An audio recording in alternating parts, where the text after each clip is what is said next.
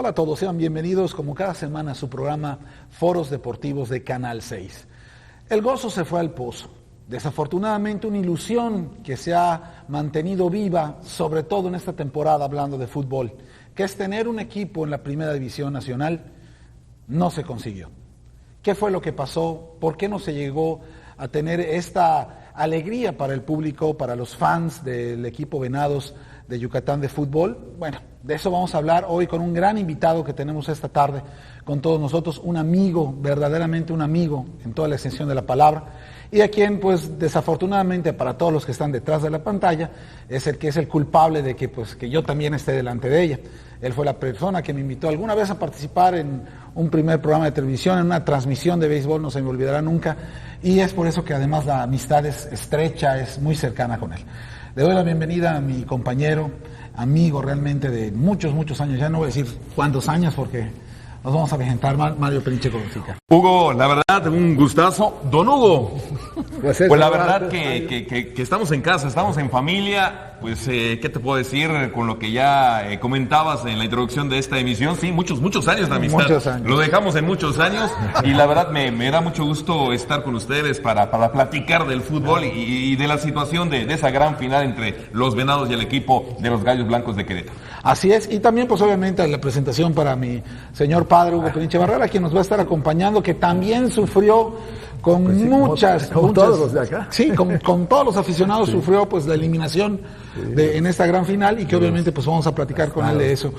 Mario,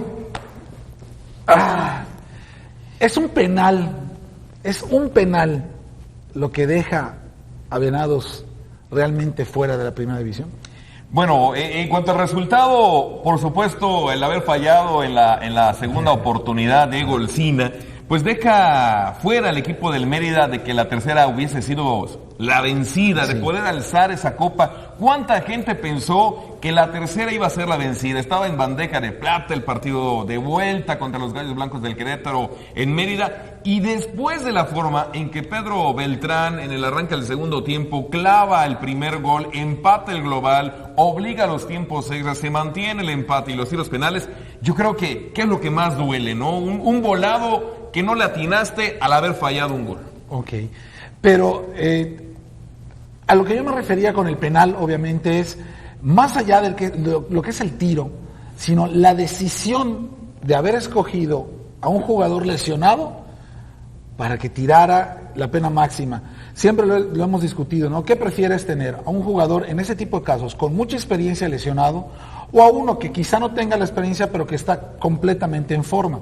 Hablando de básquetbol, si al que voy a poner a que haga esa situación es Michael Jordan, pues obviamente pongo a Michael Jordan. Correcto. Pero hay que decirlo con todas las que va. Olcina no es el Michael Jordan del fútbol. Correcto. Es que don Hugo, yo creo que David Patiño, normalmente cuando se van a tirar la ronda de los penales, le preguntas a los jugadores quiénes tienen la seguridad y la fortaleza. Sí. De repente creo que Olcina, pues con el corazón más que con la razón, dijo, yo voy.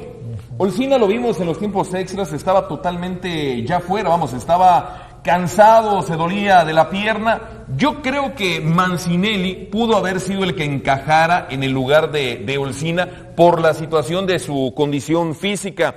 Vimos a un Orozco, vimos a un Mario García, vimos a un Nico Saucedo, vimos que pudieran complementar la oportunidad, pero en la segunda ronda Olcina no debió haber tirado, insisto, es extraordinario, ayudó mucho al equipo del Mérida, pero estaba completamente muerto. El señor por corazón estaba en la cancha y bueno, obviamente no tenía todas las facultades, quiso ayudar, me queda claro que quiso ayudar, pero cuando el cuerpo no te responde, ¿qué puedes hacer?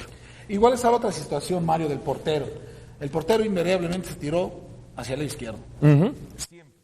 Y yo pregunto, lo hemos igual, cuando alguna vez estábamos en Canal 13, que compartíamos siempre, en mi caso, aunque nunca he portereado, pero yo creo que es más fácil que yo pare la pelota si me tiro hacia donde va. ¿Sabes qué pasa? Ahí, mira, lo que hizo el oso, Saúl Sánchez, el portero del equipo del Mérida, después de que te tiran los primeros dos hacia tu costado izquierdo, tú dices, el tercero, el contrincante va a pensar que voy al otro lado y voy a tirarle pues el anzuelo a ver si cae. Yo creo que por allá iba esa situación. No le funcionó, fue muy arriesgado. Muchos comentarios como los que han vertido he escuchado, y yo creo que al menos uno debió haber intentado tirar para el otro lado. Digo, así como te vas hacia el lado izquierdo, aviéntate uno para el derecho. A lo mejor ahí hubiera sido la diferencia. Y si tú te fijas, de cada serie de tiros penales, por lo menos dos van al centro. Entonces, si aguanta, mantente con la posibilidad de que venga encima.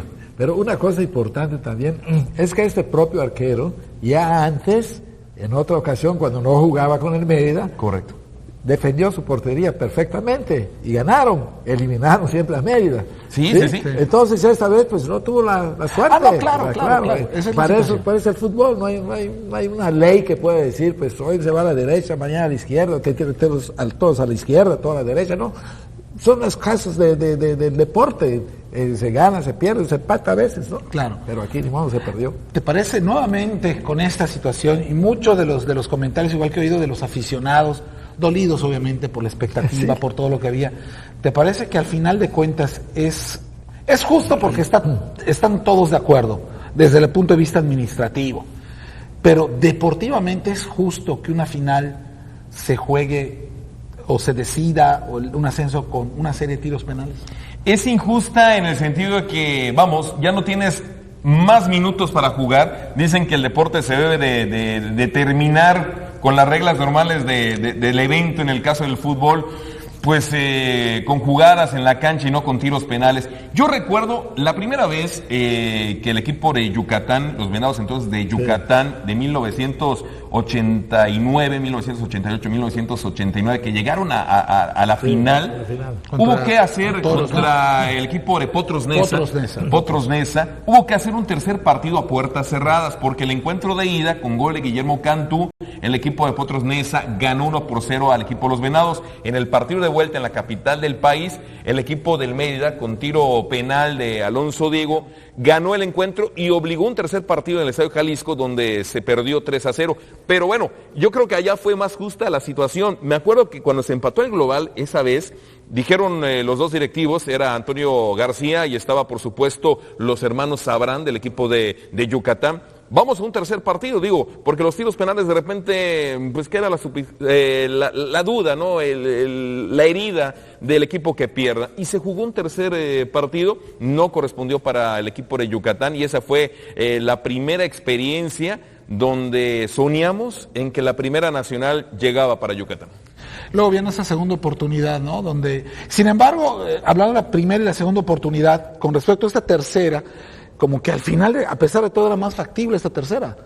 Sí. Porque eran campeones del torneo que recién terminaba, les tocaba recibir al rival y en las ocasiones anteriores les tocó siempre ser visitante. Y habían ganado ya antes Habían ganado ya antes a este rival, exactamente. Ya habían derrotado, o sea, sí había bastante confianza. Y es que este año me queda claro que en el fútbol mexicano quedó claro que no necesariamente el que cierra en casa es el que va a ser el campeón. Lo vimos en la primera nacional con Pumas frente a Pachuca, y lo vimos en la primera división A, donde el equipo de los Venados, cierto es, había caído a media semana en la Corregidora, pero por un gol de diferencia, 2-1 ante los Gallos Blancos, y todo el mundo decía, pues el partido de vuelta es en casa, es un gol de diferencia. La temperatura, todo va a afectarles. Y no, simple y sencillamente, cuando el de arriba dice no te toca, aunque sea la tercera, no te toca.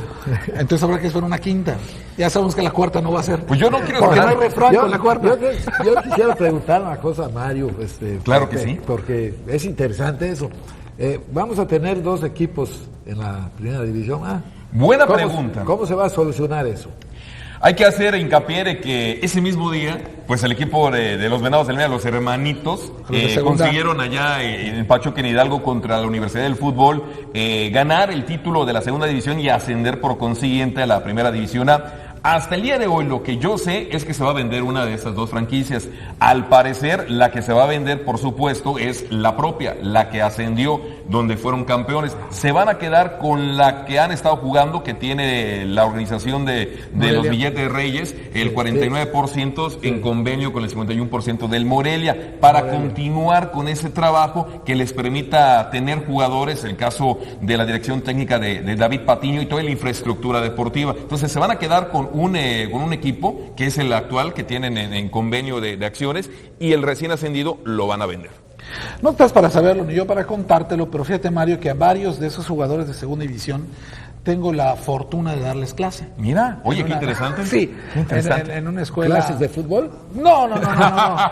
No, algo un poquito más elevado, ¿no? Porque el fútbol es una actividad física más elevado en cuanto a conocimiento. Y ellos, en ellos, los que hay jugadores que son de Tabasco, hay jugadores que no son acá, entre los 2 o 3 yucatecos que sí están, pues obviamente sí sienten una desilusión. Porque por uno de ellos, no voy a decir el nombre para claro, las circunstancias, pero uno de ellos, que es muy buen jugador y además es muy buen estudiante, muy buen estudiante, dice, pues yo voy a tener, si se vende, voy a tener que ir porque me gusta el fútbol, pues a lo mejor voy a tener que ir a Campeche. A lo mejor o sea, ya él está viendo otra situación. ¿Te parece viable, factible, tú si fueses el empresario, claro, quedarte con la franquicia, o no con la franquicia, con la sociedad que tienes y vender la tuya? ¿O sería mejor, bueno, yo ya ascendí la mía, flaco, ya esto es mío y goodbye a lo... Volvemos a los refranes. Dicen que la suerte no se vende, que es de mala suerte. Okay. Entonces, si tú ya ascendiste por méritos propios a una división que tenías un equipo prestado, lo más razonable en ese entendido es que te quedes con el propio. Que mantengas tu relación de trabajo, sí, pero bajo otro esquema. Ya no soy el 49% dueño del equipo, ya soy el mayoritario. Quiero mantener el formato de trabajo con el equipo del Morelia. 2, yo creo que el hecho de que se haya dado el ascenso, la final de las 2 categorías el mismo día, le ha mermado los reflectores a un equipo y a unos jóvenes dirigidos por Alonso Diego que merecen más que un aplauso. Yo creo que si hubiera sido otro día, otra semana, estaremos de regocijo, y creo que por la eliminación de no ser campeón, de no ascender a la nacional de los Venados de David Patiño, los Venaditos de Alonso Diego no han sido exhibidos y reconocidos como debiera ser, porque es el primer ascenso en 28 años del fútbol yucateco profesional que no se ha hecho con ese reconocimiento que ellos merecen y que todavía creo que estamos a tiempo. Sí, hay que mencionar esto porque, como dices, el esfuerzo está ya también, la situación económica del propio club, del FC, que pagó a estos jugadores y toda esta situación, el estadio, llevarlos de aquí, mandarles sus becas, porque la escuela donde pues reciben educación no es una escuela de gobierno, es una escuela de paga. Entonces yo creo que sí, como dices allá, hay que honor a quien honor merece. Y ahorita el honor desafortunadamente le corresponde a los comerciales y vamos a tener que ir a ellos. Estamos de regreso.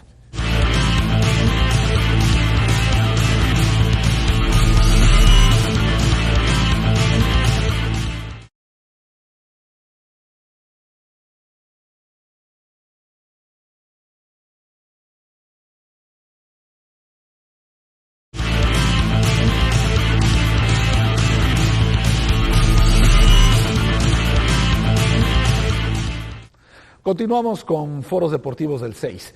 Y bueno, pues esta plática realmente, como siempre, las charlas en foros deportivos toman calor, toman sabor, y esta no es la excepción, al contrario, esta está bien bollante.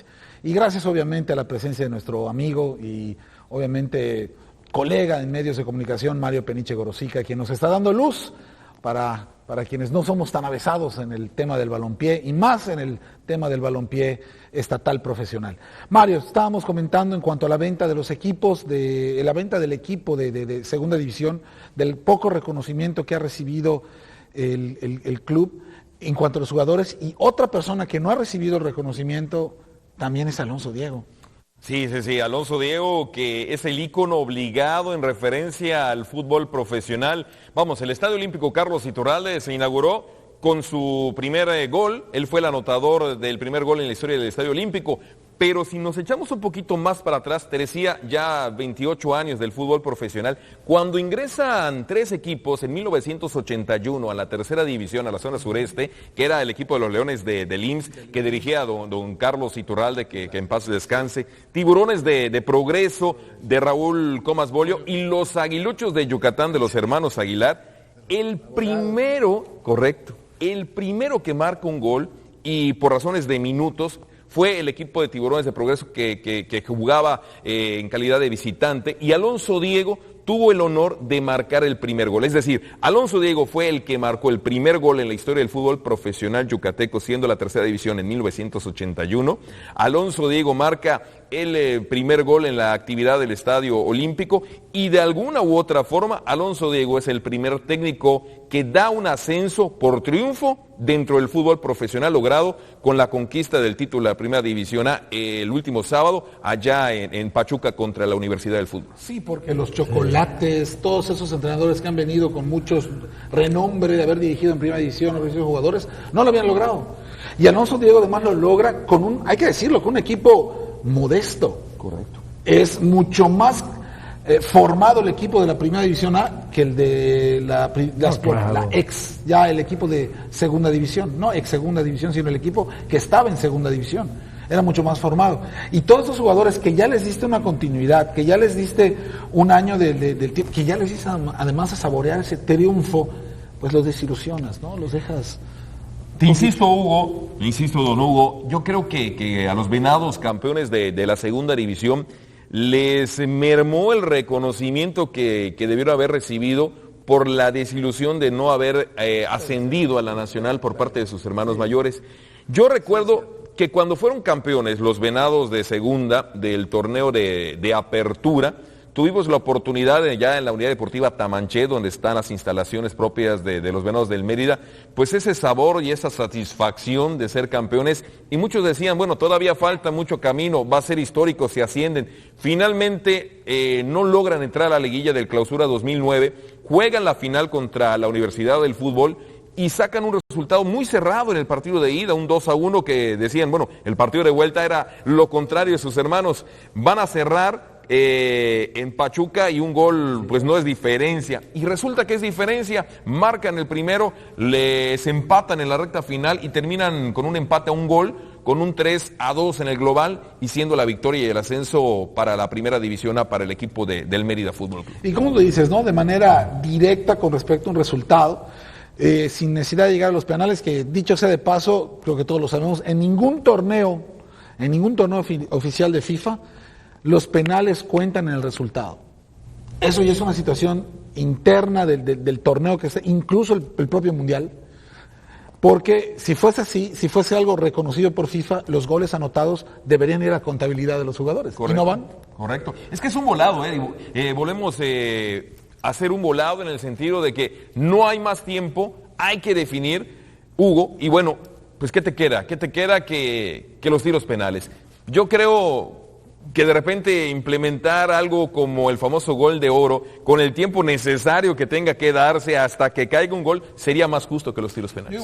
Yo me iría, y lo he platicado muchas veces con mi papá y esas cosas, yo soy más de la idea, para mí, de entrada, ¿por qué a mí no me gusta tanto el torneo de fútbol mexicano? Porque el torneo de fútbol mexicano son realmente dos torneos en uno.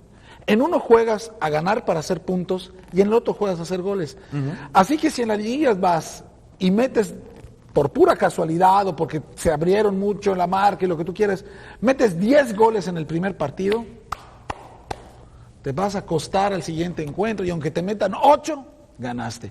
Correcto. Aunque en el torneo 10 u 8 puntos valgan 3 puntos, de esos 8 goles valgan 3 puntos, en la liguilla no, es una diferencia. Eso a mí la verdad no me gusta porque le quitas el objetivo del juego al final de cuentas, porque yo puedo ganar por 5 goles, en el segundo no gano, cuando realmente debe salir a ganar también. No gano, pero veo que no me metan tantos.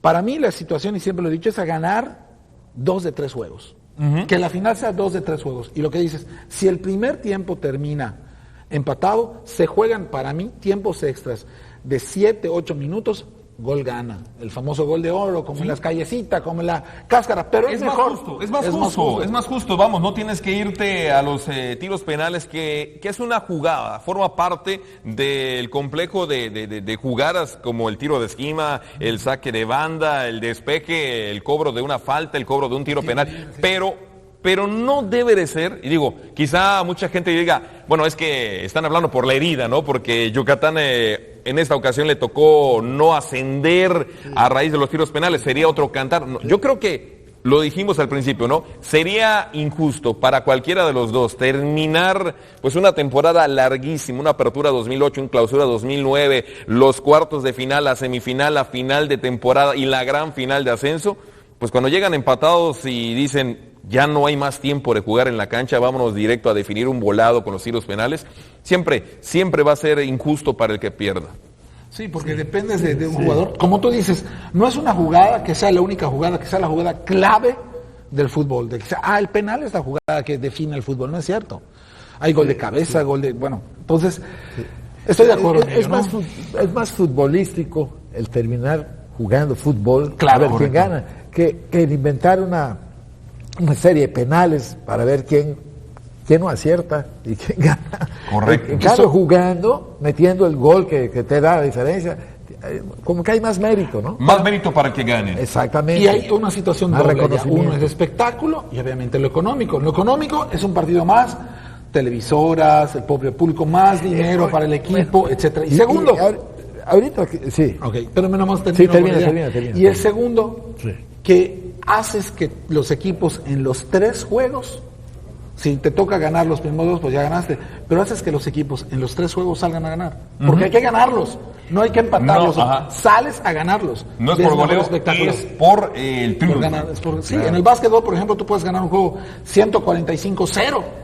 Es una victoria, hay que ganar todavía otras 3 más para ser campeón. En el béisbol igual. Hay que recordar que este sistema de liguillas no es un sistema que haya nacido con el fútbol profesional en México y que de hecho el sistema de liguillas se le copia a los playoffs del béisbol. Así está definido, así lo definió la propia Federación Mexicana de Fútbol. No se me olvida un programa en esos del Sonia Alarcón, que en paz descanse, de Televisa y todo esto, cuando empezaron los programas de acción, cuando hablaron de eso, así lo mencionaron, que así fue como nace la liguilla en México. Perfecto. Y otra cosa, digo, han probado, quizás hacer una propuesta que el día de mañana alguien que tenga la visión, como tú dices, económicamente un tercer partido va a ser más negocio que 2 encuentros, nada más quedaría la disyuntiva de en casa de quién sería el tercer partido. Ya vimos en el 89 que fue en cancha neutral y a puertas cerradas, nada más por definir. Te iba a decir, en el 89, justamente el sistema no era con la liguilla actual, de cuartos de final, de semifinal y gran final, no, era todos contra todos, los mejores de cada grupo, y todos contra todos. Y los campeones de los grupos se enfrentaban en la gran final por el ascenso. Sí, eso es precisamente lo que quería comentarte. Que muchas personas, expertos del fútbol, según he visto muchos programas, ¿verdad?, dicen que a veces la mediocridad del futbolista mexicano, mucho de eso se debe a que no tienen la competencia como tienen en Europa, el tipo de campeonatos que se juegan allá, y aquí empiezan con las liguillas y ese tipo de cosas que son diferentes. Correcto. Entonces,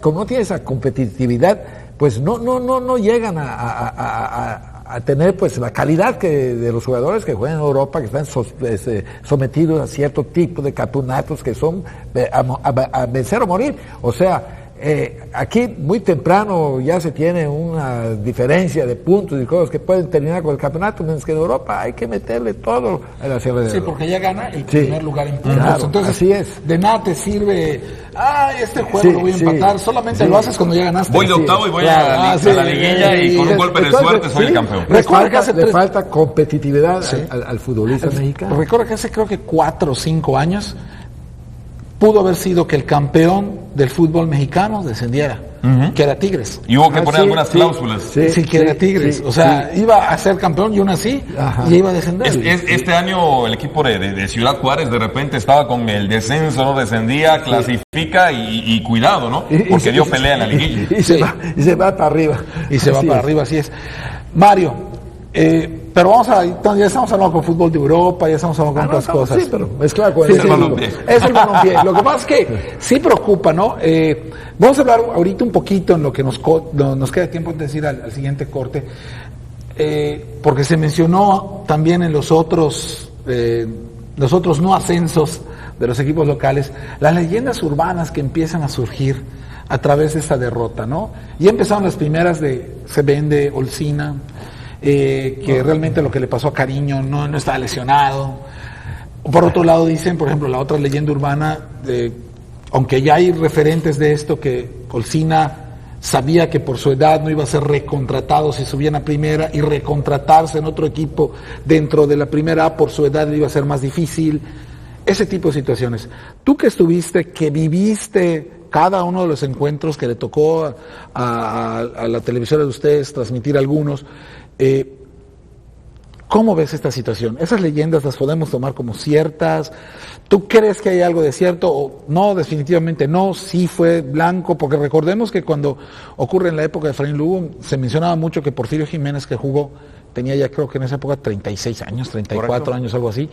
La liguilla baja su rendimiento y es precisamente por eso, porque sabía que si subían él no lo iban a contratar, por muy bueno que fuese como jugador, necesitaba un jugador más joven, y que él baja un poco su rendimiento para evitar el ascenso, ¿no? Y es que era el repartidor del grupo, ¿no? El que daba el 10, ¿no? El que le dicen el 9, pero entonces no es el 10, el que reparte es el 10, ¿sí?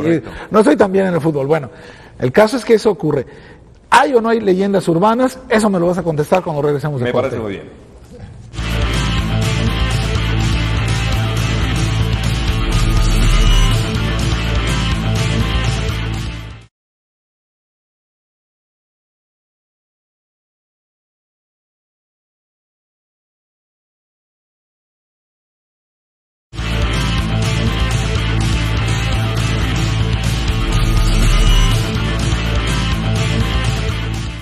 Estamos de vuelta a Foros Deportivos del 6 y Mario nos va a dilucidar, Mario Peniche nos va a dilucidar, nos va a dar luz, nos va a decir si es cierto todo esto que se habla de las leyendas urbanas en relación con el no ascenso de los Venados de la Primera División A a la Primera División Nacional. Bueno, ¿hay mano negra? ¿No hay mano negra? ¿Hubo lana? ¿No hubo lana? Siempre va a ser el tema. Antes de contestarte en referencia a este año, mi punto de vista, yo te quiero hacer pues un poquito de historia, recordar. En 1989, la primera vez que el equipo de los Venados de Yucatán, siendo la segunda división, logran llegar a la final contra Potros Neza, Venados de Yucatán, dirigidos por Mario El Pichocos Pérez. Mucho se comentó, algunos aficionados que pues ya pasen de los 40 años recordarán esa historia, que en el centro de capacitación de la Federación Mexicana, donde entrenaba el equipo de los Venados rumbo justamente al partido de vuelta, el que ganó 1-0 con gol de Alonso Diego en tiro penal. Decían por allá que un alto ejecutivo, nunca se mencionó de qué directiva, de qué agrupación, pero que un alto ejecutivo llegó un día con un portafolios, con dinero a ofrecer para que el equipo entonces de Venados de Yucatán mantuviera la diferencia, que era 1-0, surgido en el partido de vuelta en Mérida con el gol de Guillermo Cantú de Potros Neza. Nunca se supo nada más, solamente el comentario del Pichocos Pérez, que llegó a decir que intentaron sobornarlos, que no se prestaron, pero estuvo el comentario por allá. Después, 10 años más tarde, pues aquel suceso donde también se mencionó que Valente Aguirre tenía en propiedad al 100% tanto a la Unión de Curtidores como al Venados del Mérida cuando se iba a jugar el partido de vuelta, y que ya estaba definido de antemano quién era el que iba a ascender y que era Curtidores, como finalmente ocurrió. Fueron comentarios, leyendas urbanas. Y ahora, por supuesto, está el que surge, que ya has hecho mención, de que si Diego Olcina pues no estaba en facultades, si estaba en facultades, si por allá hubo algún interés económico, y el caso también del portero Saúl Sánchez, porque se tiró 5 veces al mismo costado. Yo en lo particular digo, Olcina quiso más con el corazón, más que con la razón, tirar para tratar de con ello festejar con el equipo y aportar. Creo que su decisión no fue buena tampoco el hecho de que Patiño lo enumerara entre los 5 primeros por la lesión, porque se vio en los 2 tiempos extras que ya no podía ni con su alma. Pero de allá a la situación económica, yo creo que no hay aquella situación de que se hubiese vendido. Yo creo que fue más el querer y no poder, y por ende fallar. Y el caso del portero, pues apostó a tirarse las 5 ocasiones hacia su costado izquierdo. Alguna tendría que ir por ahí. Y me muero hasta el final. Claro. Y lo malo es que se murió y nunca le tiraron a ese costado. Así es, nunca le tiraron. Y hay otra, ¿te acuerdas igual? La que siempre ha habido la que hubo en las 2 finales anteriores, que la Federación Mexicana de Fútbol no quería que hubiese un equipo en Yucatán por las distancias. Las famosas distancias, eso fue en los 80s, ¿no? ¿Te acuerdas? Pero sí, de las excusas. Hoy en día creo que ya quedaría fuera de lugar lo que comentábamos antes de entrar a cuadro, la extraordinaria, ¿no? Red de vuelos, porque Cancún hay fútbol de Primera Nacional, Chiapas hay Primera Nacional. Así es. Sin embargo, sí quiero también recordar que cuando Jorge Arana y el señor Preve traen a la Patzingán en ese 1988 a jugar por segunda ocasión la segunda división en Yucatán, los primeros fueron los Chochis, los hermanos Aguilar con los Aguiluchos en el Cartaclá de 1984 que trajeron al equipo de Veracruz. Bueno, en ese 1988 a la Patzingán sí había que darles al equipo visitante un dinero para apoyarlos en el viaje, llámese que lo hicieran en autobús o llámese que lo hicieran por avión, pero eso fue hace 20 años. Hace 20 años todavía pensábamos que Yucatán era pues un país distante al de México. Sí, y sobre todo lo que dices, y además con la crisis ahorita, los boletos de avión casi te los están regalando para que vayas, no hay tal. Mario, entonces, ¿crees que después de todo lo que ha ocurrido, después de realmente es una temporada de ensueño, un año de ensueño, incluyendo el pasado, aunque no llegan a la final, el torneo pasado, más que el año, el torneo pasado, que no llegan a la final, y que lo consiguen, ¿tú crees que este trabajo pueda revertirse, o más que revertirse, pueda ser el penúltimo escalón hacia la Primera Nacional? Quisiera pensar, dos cosas te voy a comentar, don Hugo. No me gustaría que pasaran 10 años para que otra final se dé para la Primera División A en Yucatán. Claro. Dos, el punto de que la afición, por allá hoy leía una crónica, un artículo, más que una crónica, un artículo en donde se exhortaba al público a comprar localidades, abonos, a los patrocinadores a apoyar de cara al siguiente torneo. Vamos a ser honestos. La gente que le gusta el fútbol en Yucatán ya no quiere Primera División A. El hecho de que se haya llegado a la gran final, qué bueno, felicidades. Creo que la gente se retrató en los últimos 3 partidos con cerca de 18,000, 20,000 aficionados en el Estadio Olímpico. Sería muy infantil, digo, y lo digo con todas las palabras, pensar que en toda la temporada que viene de la Primera División A van a ir más allá de 15,000 o 17,000 aficionados. Van a ir un promedio de 5,000, 6,000 quizá, porque no hay el atractivo. La Primera División A se va a reformar, van a salir equipos, ya no va a ser obligatorio jugar los campeonatos por parte de las filiales. Y punto 3, la gente ya quiere el siguiente nivel en Yucatán. Así es. Hemos tenido básquetbol de altura con la Liga Nacional de Básquetbol. Liga Mexicana de Béisbol, que es el máximo nivel de verano. Luchas libres con carteles de primer mundo. Y entonces, ¿por qué? Por allá decían los aficionados, tener que ir a pagar un boleto y ver pues a las futuras estrellas, muchas veces a estrellas ya de salida, con una Primera División A, que de repente con los cambios que se van a manejar por los nuevos torneos obligatorios de la Primera Nacional, pues ya no va a ser atractivo. Y la gente ya no quiere Primera División A, quieren Primera Nacional y quieren un proyecto que ojalá y hubiese sido ya con el ascenso directo del Mérida. Apoyando un poco eso que está diciendo, él es cierto. Yo vi un programa por televisión donde hablaban de esa posibilidad, y entonces se decía de que pues el equipo yucateco, si pasaba a la Primera División Nacional, iban a tener que reforzarse tremendamente, porque ese equipo como estaba no tenía nada que hacer en la Primera División. Así lo comentaron los cronistas de México. Entonces, ¿qué quiere decir eso? Que había que gastar un montón de dinero y hacer un nuevo equipo. Imagínate si quieren hacer una Primera División Nacional, no la Nacional, sino la A. Correcto. Nadie va a ir. Muy pocos van a retratarse. Es que los verdaderos aficionados, muchos han dicho, los verdaderos aficionados deben estar en las buenas y en las malas, tienen que apoyar desde el inicio. Yo podría decir que podrían ir más de 5,000 personas si de repente en esta ocasión, en esta clausura 2009, se trajeron a 3 figurones. El caso de José Luis el Parejita López, el caso de Carlos Cariño y el caso del oso Saúl Sánchez, el portero. Sí. Se invirtió, decían, para poder tener contrataciones de ese tipo en la Primera División A, hay que vender de antemano localidades, abonos, hay que meter dinero por parte de los empresarios patrocinadores. Es complicado. Yo lo que he platicado con la gente es, ya no quiero ver Primera División A, quiero ver en Yucatán Primera Nacional. Y entonces en esta situación, o haces un equipo buscando otra vez repetir, lo cual sería pues fuera de lo común que en 2 temporadas seguidas llegaras a disputar una final de ascenso, o pues se unen los empresarios, que hay muchos en Yucatán, pero que cada quien lleva de repente agua a su molino, y eso lo hemos platicado. Hay mucha gente que le gusta el fútbol, hay muchos empresarios, y si el día de mañana se llegan a unir, yo siempre lo he dicho, creo que podemos aspirar a que se pudiese comprar, adquirir una franquicia y traer por una buena vez la primera nacional de Yucatán. Otra situación es, en vez de estar peleando igual una final de ascenso, gana los 2 torneos y ya está, ¿no? O sea, ganas el de verano, ganas el de invierno, primero el de invierno, luego el de verano y ya asciendes de manera directa. Pero Mario, y también quiero platicar contigo de esto porque aunque tu pasión es el fútbol, también te gustan los demás deportes. Y yo lo platicaba con mi papá, me decía, no, yo no creo. Sin embargo, para mí sí. Para mí había una preocupación, no preocupación, sino una duda en relación con si llegamos a tener equipo de primera división nacional acá, ¿no se verán afectados los otros deportes profesionales de entrada? Y no sé si te has fijado, Mario, porque pues yo sé que no es tanto de ese tipo de deporte, pero lucha libre no ha habido en Yucatán en todo el año.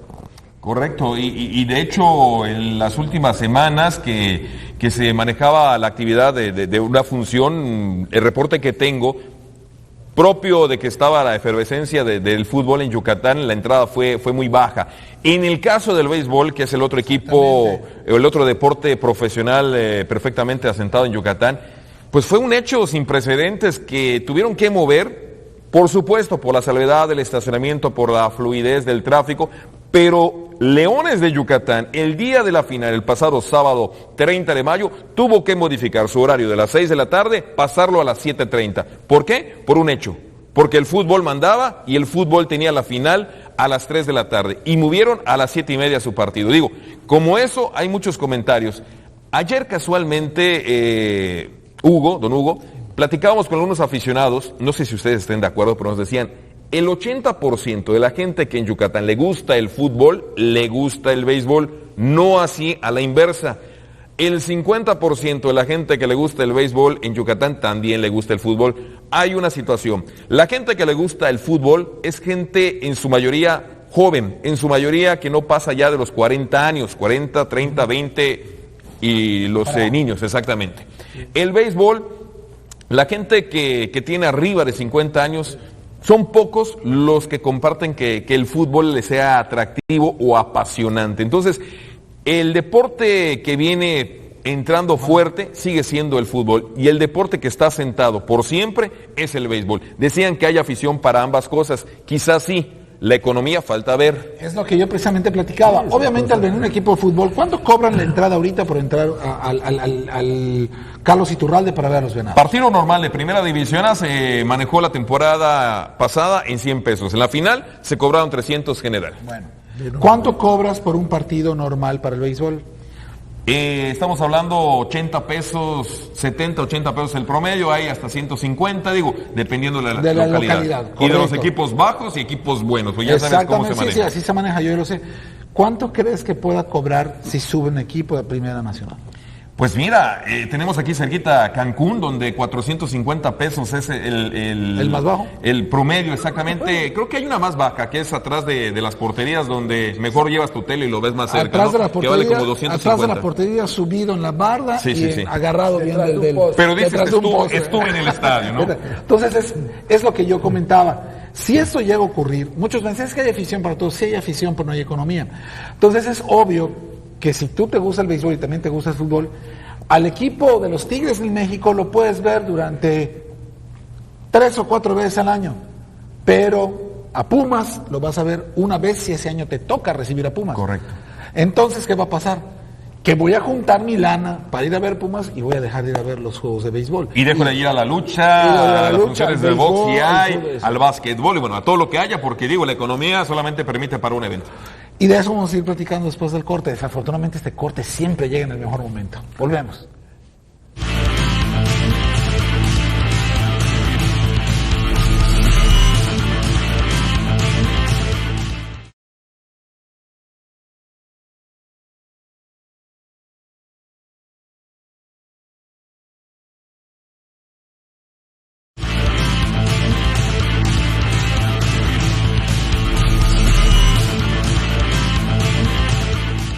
Estamos de regreso a Foros Deportivos del 6. Y es que todavía, como bien mencionábamos después durante la pausa, no hemos hablado del estadio. No hemos hablado del estadio. Hay la promesa de que se va a construir un estadio.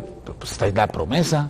hay esa promesa. Fíjate, mira, yo quiero hacer el reconocimiento y creo que también estarán de acuerdo.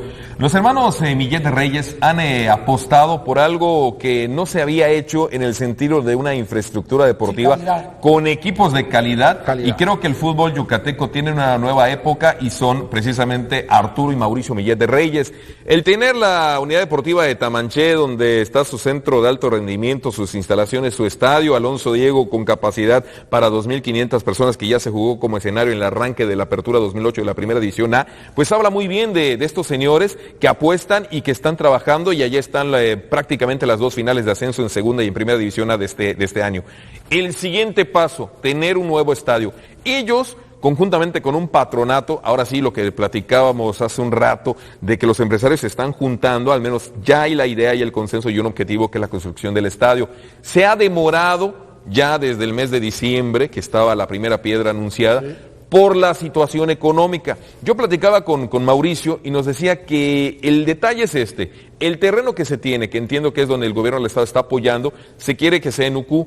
Ellos dicen que para hacerlo más atractivo, más funcional, con mejores infraestructura de comunicación carretera, ellos buscan que sea en la carretera, en el tramo entre Mérida y Progreso. Ese ha sido el punto disyuntivo de por qué no se iniciaba la construcción. Más allá, por supuesto, de los milloncitos de pesos que hacen para la construcción, pero que hay un objetivo, hay un plan, consenso de la venta previa de los palcos, donde se va a tener el dinero para la primera parte o la segunda parte de la edificación.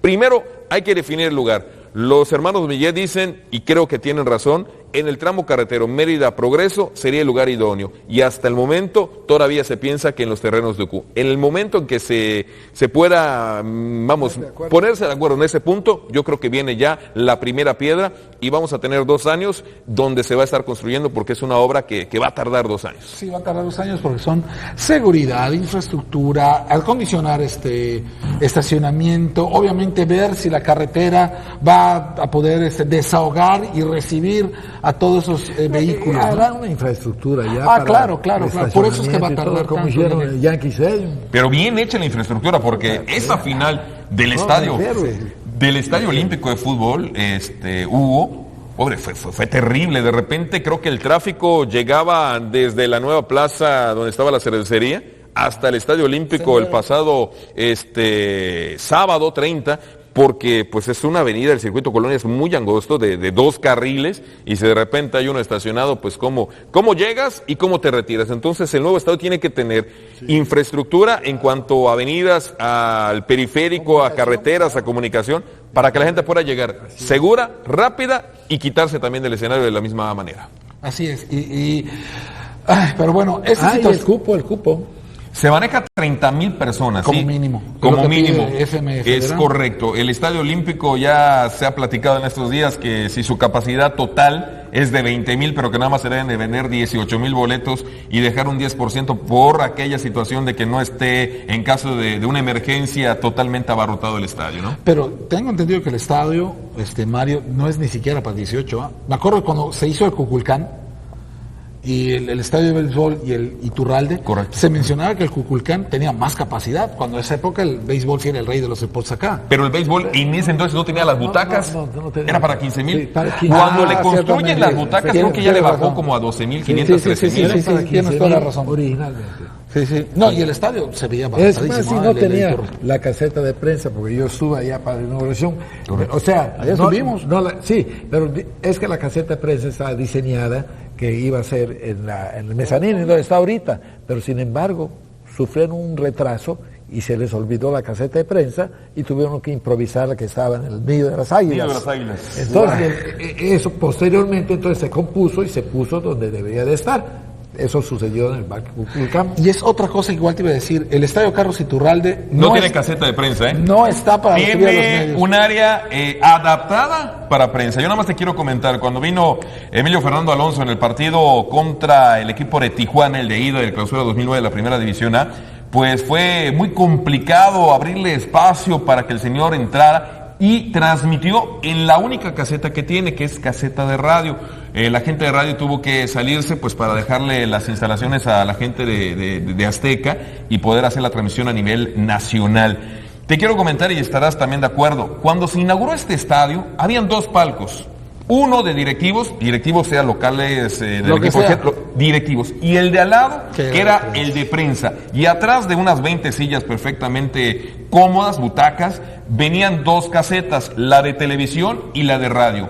Por allá llegó Nino Constanzo, el Atlético Yucatán, y modificaron esa caseta de prensa y dijeron, ambas son para directivos, porque hay que marcar una división. El acceso es solamente para directivos y se les crea un palco lateral, adyacente, que resulta ser insuficiente. Creo que son para 10 personas, sí. No tiene butacas, no hay servicio de baño, no hay cabina de televisión, es una cabina nada más, y cuando llegamos a una final, simple y sencillamente queda completamente insuficiente.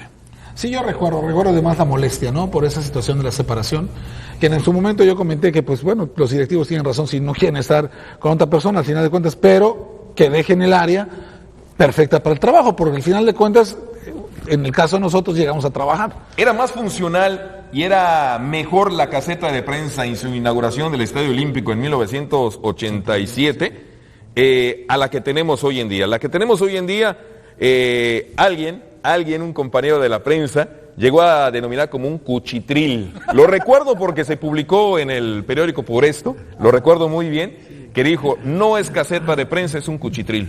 Sí, y además está, como tú dices, está todo. Exactamente eso pasó allá en el Kukulcán, porque el Kukulcán, que te estaba yo conversando, ¿no? Se había diseñado, el diseño original, que estuviera en el mezanine, que era el lugar donde se veía perfectamente para los cronistas y todo. Se inauguró el estadio y no había construido esa cosa, ¿no? Entonces se hizo la de arriba. Pero ya posteriormente, en la que sí había construido, que era la del gobierno del Estado, fue la que dividieron a la mitad. Entonces se hizo la mitad para la caseta de prensa, la mitad del gobierno del Estado, porque estaba en el mezanine, que es donde originalmente correspondía. Eso fue todos los cambios que hubo que hacer. Y ojalá, ¿no? Digo, que tanto en el béisbol como en el fútbol, sobre todo en el fútbol, que es donde está el problema latente, pues entiendan que los medios de comunicación hoy en día pues siguen surgiendo, y qué bueno, prensa, radio, televisión, internet. Y hay que, internet, que es el hoy, iba a decir el mañana, pero no, ya es el hoy, pues hay que darle las facilidades, ¿no? Por cierto, una cosa que no estás enterado, debe estar enterado, me imagino. Tú sabes cómo que la caseta de prensa del béisbol, del Kukulcán, tiene un nombre. Ah, sí, bueno, hasta donde yo sé, Jorge Blanco Martínez. Exactamente. Y también se le denominó a la caseta de radio, el caso de Pedro Rosado. Ah, Pedro Rosado, cierto, Pedro Rosado. Sí, dos compañeros que se nos han adelantado y que fueron grandes en la crónica. Sí, originalmente el primer nombre fue de Jorge Blanco Martínez. Que es el todo, ¿no? Prensa, radio y televisión. Exacto, toda la caseta de prensa. Y donde está la de radio, merecido, se le puso la placa de Pedro Rosado. Pedro Rosado. Muy merecido. Que en paz descanse, un gran amigo, compañero. Y Jorge Blanco, pues obviamente, sobre todo con mi papá, ¿no? Compañero de 1000 batallas y muchos 1000 cervezas. Bueno, por eso lo tratamos luego.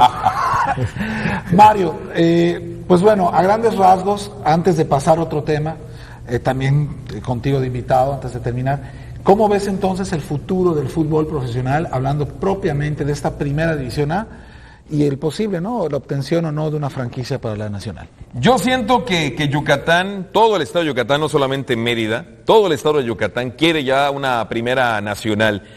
Pienso que con la unión de voluntades, sea de empresarios, sea de marcas cerveceras, sea del apoyo del gobierno, se va a lograr este objetivo. Creo que ya estamos aptos, ya demostramos que hay gusto, hay afición por el fútbol, cuesta mucho dinero, me queda claro, pero si quieren que sea negocio, hay que pensar en la primera nacional comprando una franquicia. La primera división A lo mejor pasarían 3-4 años más en una final para estar involucrados, pero si la gente no asiste, pues no van a poder contratar a figurones como de repente trajeron en este caso al menos a 2 o 3. Es complicado. Yo creo que hay que unir voluntades y Yucatán ya se merece una primera nacional.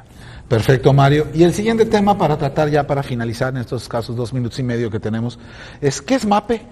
¿Qué es MAPE? MAPE Sports. Bueno, es un proyecto que iniciamos hace 2 años en internet, donde hemos tratado de subir a través de YouTube videos del deporte yucateco, llámese fútbol, soccer, béisbol, boxeo, toros, tenis, básquetbol, todo lo que tiene que ver con Yucatán. sobre todo con el deporte profesional. Y bueno, allá nos hemos dado a la tarea. Es un blog que es www.mapesport.blogspot.com, donde van a encontrar cualquier cantidad de videos de los últimos 25 años dedicados del deporte profesional y del deporte amateur de Yucatán.